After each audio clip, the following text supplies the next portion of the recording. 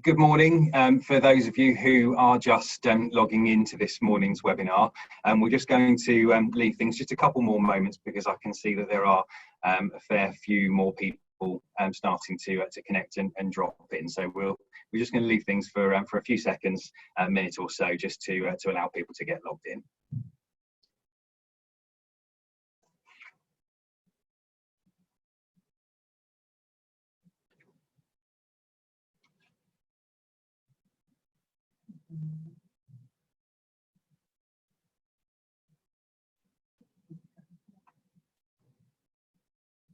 Good morning once again for those people that have just logged into to our webinar this morning. We're just leaving things just a few more seconds until we start, just to allow the last few people to log in, as I can see the numbers growing nicely.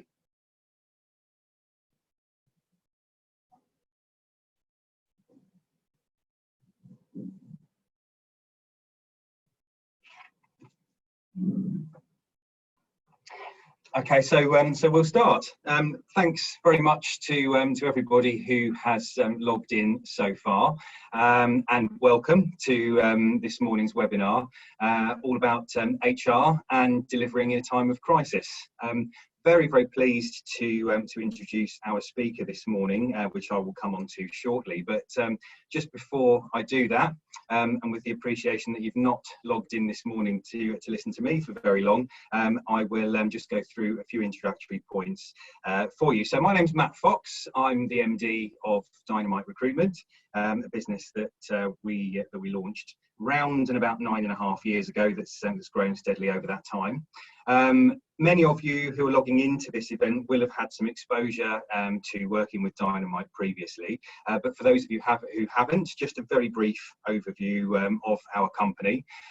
So we started life as primarily a commercial recruitment consultancy, but over the last 9.5 years that's evolved considerably, and we now have specialist divisions that focus on commercial office-based recruitment, accountancy and finance, a technical team who look after service engineers, technicians, fire, security UK-wide, an RPO division where we create bespoke recruitment and response handling packages for our clients, focusing on employer branding, candidate experience and engagement right from the offset. And of course, as one of our added value benefits, we like to offer as many events to engage with our clients as we possibly can. As a business, we've become one of the most award-winning recruitment companies in the area. We have a five-star Google review base, which please feel free to explore if you're interested, along with almost 5 stars on Google and on Facebook as well, just to give you an overview of or an understanding of where we focus in terms of quality. The last few months for all of us have been, well, downright weird, shall we say, and certainly for those of us running recruitment businesses, as you will appreciate, demand did drop considerably at the start of the year, which has forced many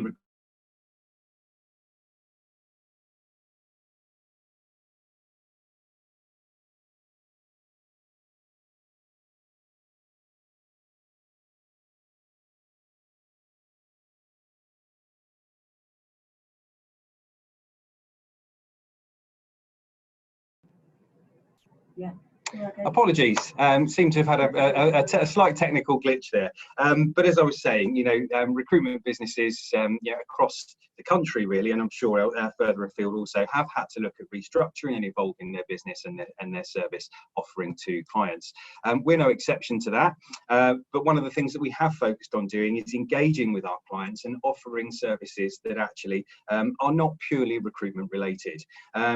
Our event program has sprung from that, and many of you I know will have logged into our previous Bank of England Economic Outlook webinars that we ran just a few weeks back, employment law updates and events that we run in conjunction with Trethowens, and of course now today's webinar all about the changing face of HR. We have another event to introduce to you. Details will go on the events page of our website shortly, and that will be an event that will be run actually by myself and one or two of the members of my team, focusing on recruitment technique, we do accept and are aware that many companies are pushing to recruit directly where they can at the moment, where they have a need. And it may seem a little strange that we're offering hints and tips to interviewers and recruiting managers around that, but we figure that by doing that, we'll be in the right place at the right time if for any reason those direct recruitment efforts don't work out. So please feel free to log on and register for that event. So the recovery continues in the recruitment market at the moment, and certainly we are very relieved to see that October this current month actually has been almost as buoyant for us as pre-COVID levels. There is quite a lot of recruitment activity at the current time, and certainly our best month for 6 months is very encouraging. A perception out there in the market that with rising redundancy numbers and increasing candidate availability, that automatically means greater application numbers and more good people around for vacancies that their clients are currently offering. Actually, what we're seeing is the reverse of that. We're finding that there is an ever-increasing reluctance for candidates to change jobs, especially those people with 2 years plus service for reasons that you will all understand. And at the lower end of the market, yes, some increased availability, but whilst there are exceptions to every rule, most of you that are in business, of course, if you've made redundancies, it's fair to say that you try to wherever possible to retain the best talent. So more people in the market doesn't always mean better people in the market, and actually that's created quite a need for good consultative recruitment services, and thank goodness for that. So as I say, there does seem to be an increase in the pace of recovery. Now, as I said, you've not come here to listen to me this morning, so we're thrilled to welcome Kathryn Kendall as our speaker. Kathryn's going to be giving us her thoughts on the world of HR at this extremely unprecedented time, as I've said, frankly, weird for all of us. She'll be talking about how HR has been impacted as a profession, how it's evolved to support businesses through this crisis, and also talking about some of the very specific initiatives that she's put in place within her business. Some of you will have met Kathryn already, I'm sure. I'm pleased to have known her for many years. In fact, we met around 13 years ago, I think, when Kathryn was head of HR at Candy King. So I'm certainly showing my age now. I think I was a cocky recruitment consultant at the time, trying to fill some customer service roles. Well, you know, some things don't change, but certainly, Kathryn, your career has evolved enormously. Kathryn's built an enviable HR career over those years. She's become a fellow of the CIPD. Regularly produces thought-provoking, very interesting articles and updates for her HR blog, and if you're interested, you'll be able to find that at kathryn-kendall.com. And after some years in the business as HR director, she was promoted to Chief People Officer at Benefex in 2016, which is a leading online employee benefits and engagement technology platform. She's known for a direct, no-nonsense commercial approach. I'm sure, Kathryn, you won't mind me saying that. For her reasoned focus on engagement and equality, championing flexibility, and for setting and achieving extremely high organisational standards in all areas of her business. So it gives me great pleasure to hand over to Kathryn to articulate her experiences from recent months. And I hope that you all enjoy this morning's seminar. Questions and answers, I must just mention very quickly, please feel free to use your Zoom controls to ask any questions as the event progresses. And I know that Kathryn's planning to build those into to her talk as she goes through. Or if you'd rather save them to the end, then of course I know that that's fine as well. So thanks, Kathryn, and please take the floor, so to speak. Thank you so much, Matt. Wow, what an introduction. There's a lot to live up to there. No, amazing. And thank you so much to Matt and the team at Dynamite for inviting me to be here and to speak today, really. It's a great opportunity, if nothing else, to have a chance to sit back and just reflect on quite what a whirlwind and a roller coaster of a year 2020 has been. Before we get onto that, as Matt says, questions and answers, I'm keeping this deliberately really informal. I don't know about anybody else. Death by PowerPoint can be a real risk, I think, on these kind of webinars. So you will get no slides from me. This is as far as possible without us all being in a room. I'd love this to be a really interactive session. So if you have questions, pop them into the Q&A function as we go along. We'll pick them up as we go along. We'll do a dedicated section for Q&A at the end as well. But as I say, I want it to feel informal and hopefully a chance, also for you to share your own experiences and perhaps how you found the year as we've progressed through to date. I'm conscious that many of you won't know me, so if I do a little bit of an introduction to build on that opening from Matt. So I've worked in HR really for the majority of my career since I started out. I have a slightly unorthodox background. I don't think too many people go into HR from perhaps this background, but I started life as a professional actor, went to drama school, worked as a professional actor, decided it wasn't for me, and ended up in the world of HR, which, as I say, perhaps not a traditional career route, but I'm sure lots of you on the call would also say that you perhaps fell into HR rather than it being something that you'd sat at 5 years old and said, yes, this is where I see my career going. Did a couple of early HR roles, then after that I moved into the role that Matt's talked about, so head of HR at Candy King, Pick and Mix Sweets. My children are still devastated that I left that job, and I can't say that I blame them. There were good freebies when you worked at Candy King. And then 6 years ago this month, I moved to Benefex, which, as Matt says, we deliver online platform technology solutions to provide employee benefits and employee experience for the customers that we work with. Rapidly growing organisation. I've seen it more than double in size in the 6 years that I've worked here as well. So there's been lots going on, and loads of related HR challenges linked to that. So when Matt and the team asked me to come and speak today, and to come and talk specifically about managing HR in a time of crisis, I mean, what a year. It's been bonkers, hasn't it? It's been genuine. I think if I've learned nothing else, I've learned that when I sit down at the end of this year to make my strategic plans for 2021, I will not be taking anything for granted. As I say, there were a list of things I thought might happen in the world of HR this year. A global pandemic was most definitely not one of those. And I suppose if I rewind back to the start of the year, because I think it's quite interesting to look at how we sort of edged into the pandemic. And I don't know about anybody else, but, you know, the news reports starting to come out at the start of the year suggesting that there was, you know, potential new virus. And I think probably like a lot of us, my assumption at that point was, okay, well, there's a thing, but it'll be a bit of a flash in the pan and it'll be here and then it'll go away and life will continue as normal. And I can't tell you when the point was that I realised that probably for HR this was not going to be a normal year, but I certainly remember getting called into a meeting that we had to talk about sort of future plans, and, you know, all of a sudden all of this business continuity planning that you do, right, in HR, you do it, and if we're all honest, we probably all do it as a little bit of a paper exercise, because we probably don't think that it will happen to us because our lives are safe and secure and things happen as they should be. I think sitting in that meeting and talking about, and again, for those of you who don't know Benefex, we are based in the heart of Southampton. We have beautiful offices there that we recently expanded. And while we have flexibility of working patterns, and some people have worked from home in certain teams, that office has been such a hub for us and for our culture, that all of a sudden to even be contemplating a world in which actually we might not have that office hub and we might be forced to consider something different. I think that was probably the point when I actually realised, okay, this is perhaps not just a temporary change. This is probably genuinely something quite substantial that has the real power to have significant impact on us and every single organisation out there like us.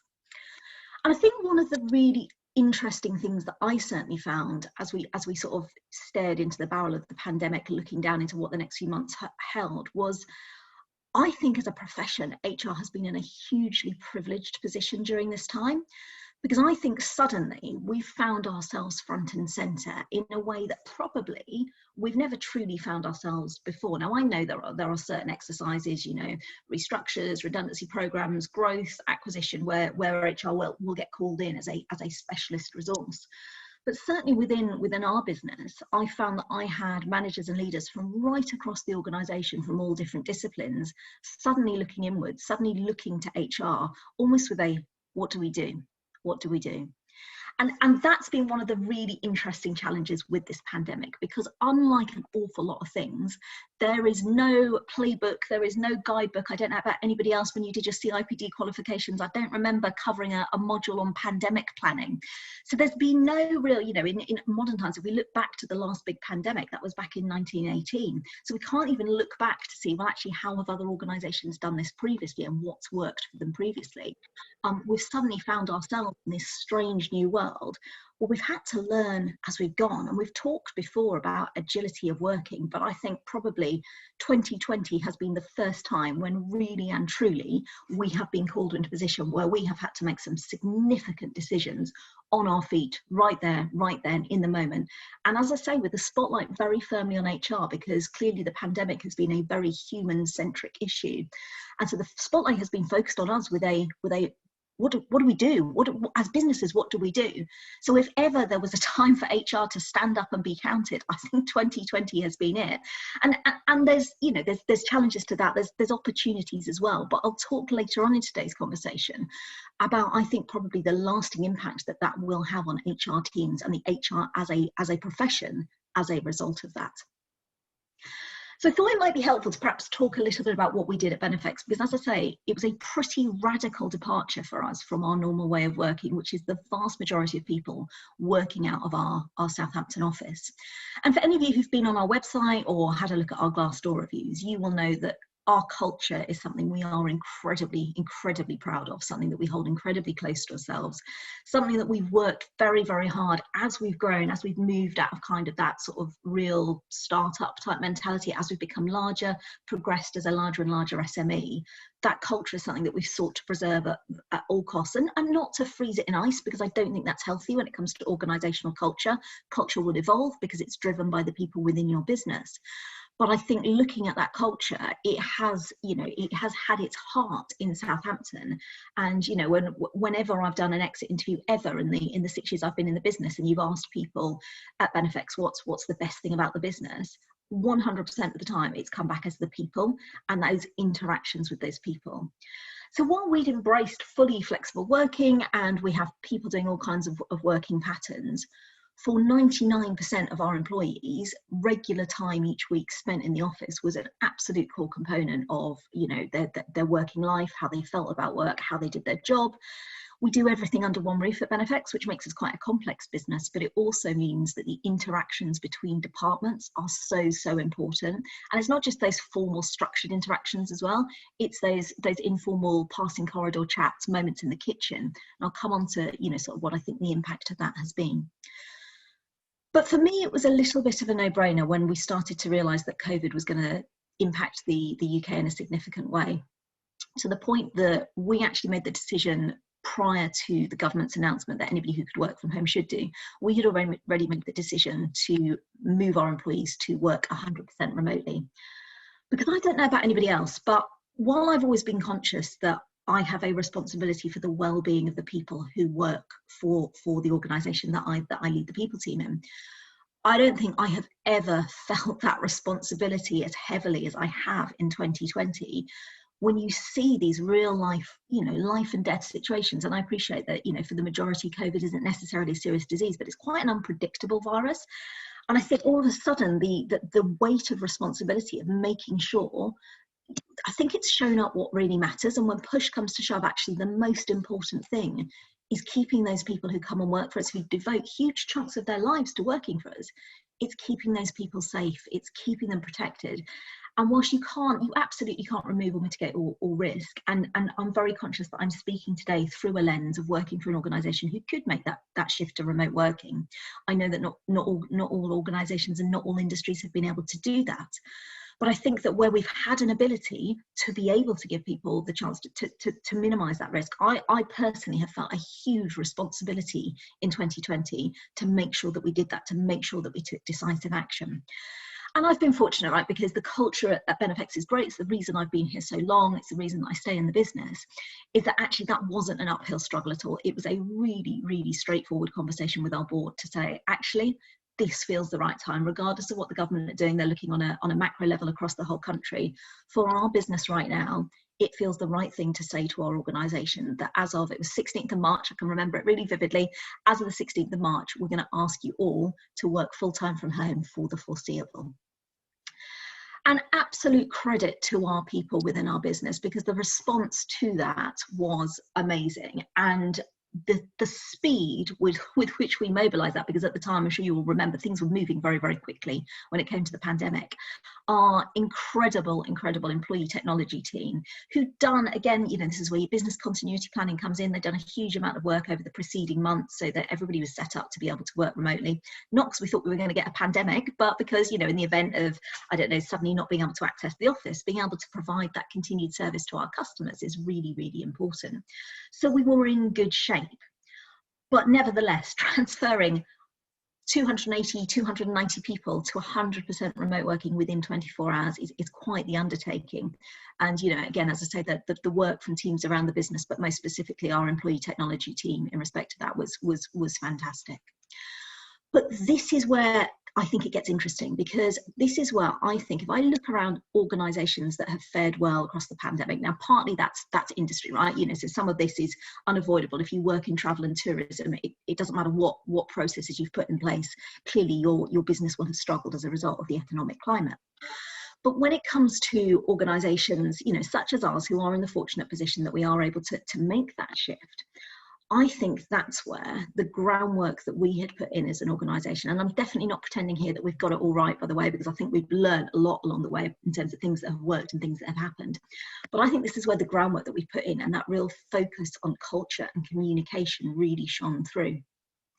Because what we were able to do, because we already have very regular all-employee communication forums set up, regular initially face-to-face meetings. Now obviously we're doing everything via Zoom. I can't wait to do a meeting post-pandemic and not have to look at my own face during it, but maybe that's just me.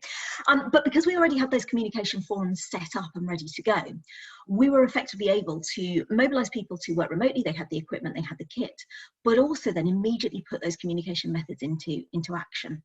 Because the other thing I would say that I've definitely, you know, sort of experienced and seen, and I know that all of you will have as well during the pandemic, is that not only are we dealing here with change on possibly the most wholesale level that certainly I've seen, you know, across all companies, all industries, all employees within those businesses.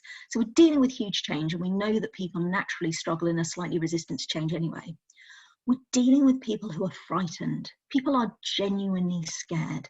And that fear manifests in different ways, right? For some people, it's anxiety. For some people, it's mental health. Again, we'll come on to talk about the impact of the pandemic on that. Some people are angry. Some people are distrustful. Some people are looking for somebody to lash out to because they're frightened and they don't understand what's happened to cause this change in the world. So I think, again, that's where having that regular communication set up for us as a business hugely helped us. I think getting everybody to work remotely from home was one thing. We had the kit, that was easily done. But then getting people to start to feel really comfortable with working from home, and of course ensuring that they could fundamentally still do their job, that they were still able to deliver to our customers, and actually that we saw that consistent level of delivery and that consistent level of service was so important to us. And it's been fascinating, hasn't it? Because for those of you who have worked in HR like me for a number of years, and for those of us who have championed flexible working for so long, I feel a deep sense of irony that so many business leaders, and I hasten to add definitely not Benefex, because there's long been a real open-mindedness to flexibility of working, but there's been some real staid corporate industries, and I've spoken to HR people working within those organisations who said, prior to COVID, there's no way that the people running our business would ever have considered letting anybody work from home or work reduced hours or change how they work. All of a sudden, COVID's given them no choice. And what for me is both fascinating and such an opportunity is that all the barriers, well, it couldn't possibly work because of this, because of that, all of those barriers have suddenly been removed. And we found in Benefex, it's been fascinating because we were at great pains to make sure as we went into the pandemic and we moved everybody remotely, there were a few things we monitored and measured, and I'll come on to culture and how our people are feeling in a moment. But one of the things that we really wanted to measure, of course, was output to our customers, and actually were we still delivering. So we had a set of productivity metrics in place, which we agreed with all of the team managers and measured on a regular basis. One of the most core of those is NPS, so our customer net promoter score, which we seek regularly from all of our customers. Fascinatingly, despite the fact that since COVID kicked in March, we haven't been able to meet with those customers face to face, our net promoter score has actually increased. It's increased substantially, and it's increased across all sectors, across all customer sectors. And so we've probed into that and looked into, well, why has that happened? What's caused that to happen? And actually what we've seen is that by moving to a remote setup, no, you can't have that face-to-face communication. And I do think, and again, we'll come on to talk about what the future of the world might look like post-COVID. Zoom is great, Teams is great. I don't think either of them fully replace face-to-face communication. But what we found with our teams working remotely and our customers working remotely is we could have more regular bite-sized interactions. And actually for our customers, and if you think about a typical benefit scheme renewal, which is of course what we do, actually the nature of that renewal is probably those regular bite-sized check-ins and interactions and a how's thing going and a quick response to problems when they're raised, rather than waiting for the big full day steering group meeting to review where we are. That's actually probably a better way of doing things. That's a better way of getting things done. So I would say for us, not only have we effectively transitioned to that remote working setup, we've actually delivered some better outcomes for our customers and for our business as a result of that. Now, it definitely hasn't been all plain sailing. So while I would say that absolutely, you know, for Benefex, working remotely, we can absolutely deliver the hub of what we do in our business interactions. And indeed, I think our customers possibly feel they're being served better than ever before. When I look at why people come to work at Benefex and why they stay at Benefex, they come for our culture. And as I said, they come for the people. And I think all the formal structured communications, you know, a regular one-to-one, appraisals, interviews, Matt and I were talking prior to jumping on this call and saying, actually, it's funny, we've gone from a world where to not do a face-to-face interview would seem unfathomable to a world where we're now doing full onboarding programs, fully remote with people. And that's great. And that opens up so much mobility for the workforce and increases that pool of talent. But what I don't think Teams or Zoom or indeed anything else can replace is those organic, interactive conversations, those water cooler moments, which you get just by being in an office. And I have therefore seen with our people, and I think perhaps with the pandemic and the change in working arrangements, we saw there was a little bit of a honeymoon period when everybody was very, very scared. And actually they were grateful that we as an organisation were responding really quickly, and they responded really well to, you know, kind of to having that and, you know, keeping us safe. And then the honeymoon period starts to wear thin, doesn't it? And people start to struggle with the realities of 100% home working. And there's lots of challenges in that environment. You can't have those daily interactions. You lose a lot of the social side, I think. You lose a lot of those just natural social calls. And we've really encouraged teams within our business to actively, you know, set up a regular social call, a daily thing, a weekly thing. Our product engineering team set up a Teams room called the Winchester, for anybody who's ever watched Shaun of the Dead. So that was their kind of after hours, let's go and hang out and have a beer together. We've really encouraged that because I think that's really important. But my concern is that, you know, the pandemic clearly doesn't show any signs of ending anytime soon. My concern is that the longer this period of time goes on, where we have people forced into these remote working arrangements, the harder it is to recreate those social interactions. And while I would say that we've done a great job of onboarding new starters, and we've had a number because we're growing rapidly, what I'm very conscious they won't have had is they won't have had those informal getting a coffee in the kitchen and chatting to somebody who you wouldn't normally interact with. There's a lot of technology trying to solve the problem around that. I'm not sure I've seen anybody do it well yet. So if any of you have, I'd love to hear kind of, you know, anything that perhaps you've used that helps that to work. But I think that's one of the biggest challenges for HR going forward is, and again, we'll come on to possibly the hybrid world of work that I think many of us are likely to see going forward. I think one of the biggest challenges is not delivering the business activities that need to happen. I think those can happen via technology. It's the very human side of things. And that's what technology, with all its brilliance, at this point in time, still really struggles to recreate.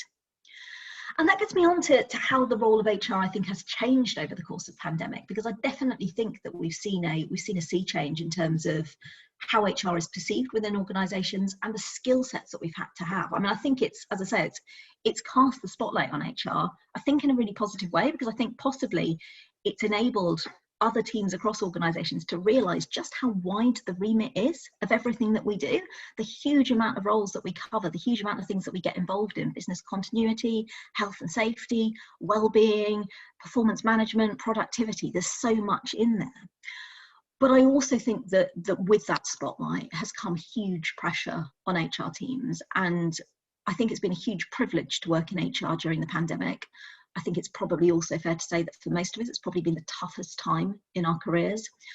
And remote working has probably contributed to that, because we've had this glimpse into people's homes. And again, Matt and Helen and I were talking prior to the call starting and saying, one of the lovely things for me that's come out of remote working is you really start to see the full person who works for you. You see them at home, you see their kids popping into shot. I'm very surprised none of my cats has come to join the Zoom call yet. They usually rock up at some point. I think that's a really great thing. I think that's really encouraged people to feel like they can be themselves and bring their whole self to work. But I think it's also really shone a spotlight on the fact that not everybody has a great home setup. Not everybody has an easy home life. It could be, you know, house shares. It could be living in, you know, potentially difficult relationships, even abusive relationships. It's people who are starting to really struggle with their mental health because they're trapped within these four walls. And they've come to us, right? They've come to their HR teams, which is great. And actually, I always think that's a real compliment to you as an HR person. If you've got somebody coming to talk to you about the really difficult things, that's a huge compliment because it means that you've built up that trust and confidence. But I know for my team, with the barriers of, you know, you no longer have a commute to and from work. So I'm sure we've all seen our working day extend out and extend out. You can do that for a short period of time, but if you leave that open-ended, that's going to really start to impact on you as well. And my team have, you know, kind of been drawn into all kinds of really, really tough situations for employees.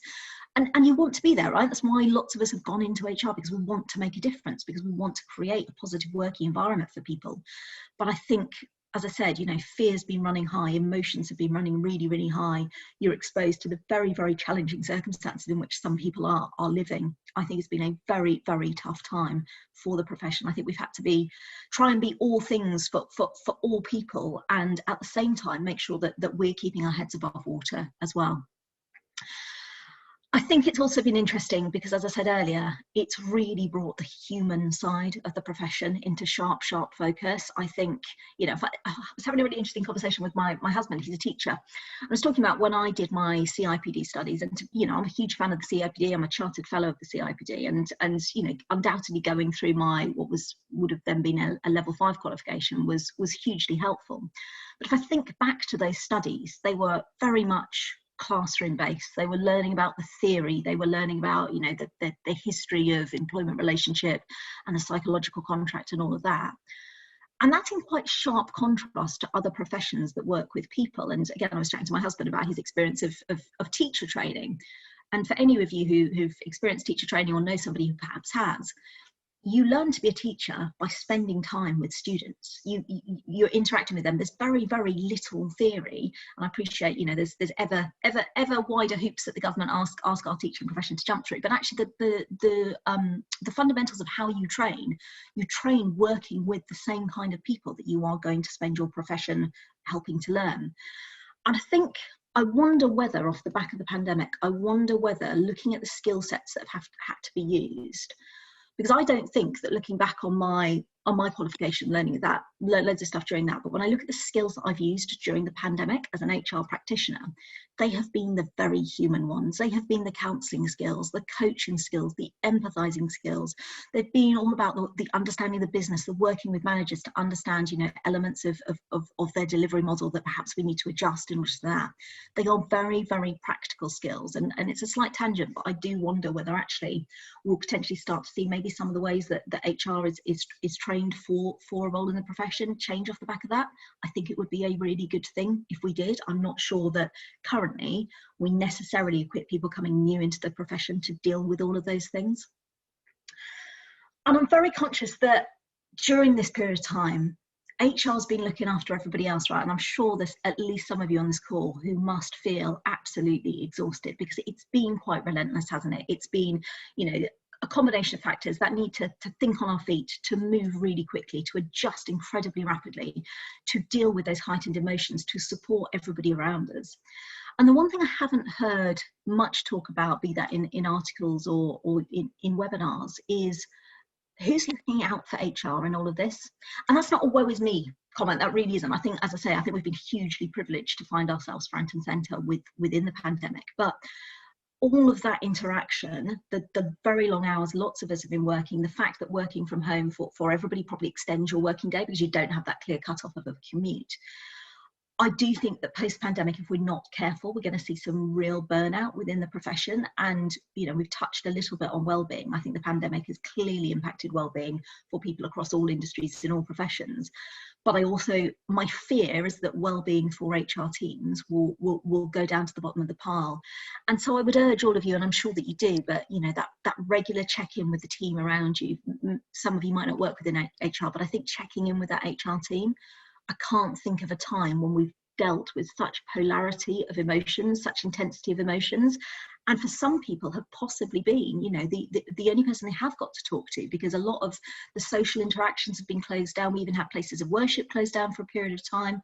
Some people spent the period of lockdown isolated without interaction with another single human being, possibly outside of their work colleagues. So again, that responsibility, I think, sits very heavy with HR teams. So I think there's definitely a note of caution to sound, which is making sure that we look after the people who are looking after us as well. It's definitely not a woe is me thing. I think it's been a huge privilege to be in the roles that we have been, but I'm conscious that there can be a real knock-on effect on people if we're not careful.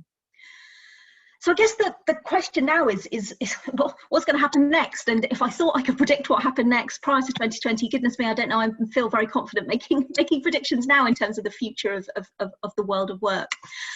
I think what it has done, as we've touched on, is it's crashed down those barriers to people working flexibly, working remotely, people being able to work in teams despite the fact that they are based geographically all around the UK or even all around the globe. I think those barriers have been broken down. I think we have such a responsibility and an ownership on us as a profession to make damn sure they don't get put back up again, because I have no doubt that there will be certain industries, certain organisations who will be as keen as you like to try and get those barriers back up. And I read something once that said it takes 18 months to form a new habit, and clearly the question as to how long the pandemic continues for is open-ended. But assuming that there is some glimmers of light on the horizon in respect of a vaccine, and we might be starting to get that rolled out next year, I think we will find ourselves on the cusp of having made those new habits, but not to the point that we can be absolutely certain that they'll necessarily stay. And I don't think most of us would probably say that we would want to continue working 100% remotely. Some will, but when we've talked to our employees quite a lot in terms of actually how they're feeling during this process, we use Peakon, which is the employee feedback tool, which has been amazing during this, because actually we've been able to really pick up quite early on problems, issues people have raised, facts about culture, struggling on the social side, and being able to respond to those really quickly. But I think most of our employees, when we've said, post-pandemic, give us a steer. Do you see yourself back in the office full time? Do you see yourself working from home full time?